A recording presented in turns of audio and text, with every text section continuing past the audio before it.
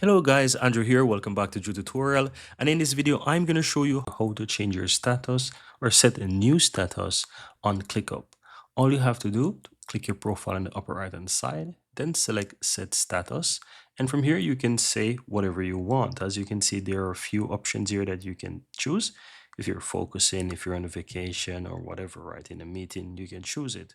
Otherwise, you can just write whatever you want. So I can say DND, simply mean do not disturb, and I can just choose if I want to add some emoji of whatever I want. So you might want to look for something that, let's say, would correspond to what you want. So you just have to look for it. So for example, do not disturb, I can go ahead and I can just put something like X or something like that, or cancel sign. So for example, this I could use this no entry for do not disturb, and let's say that's what I want to do.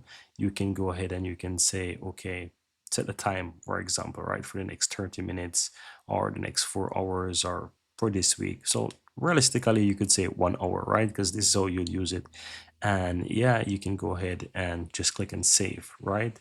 Go ahead and click and save, and my status is now changed. So if someone tried to speak to me, they will see my status as DND, which means do not disturb, and so forth. And that's pretty much it, guys. Very easy and very simple.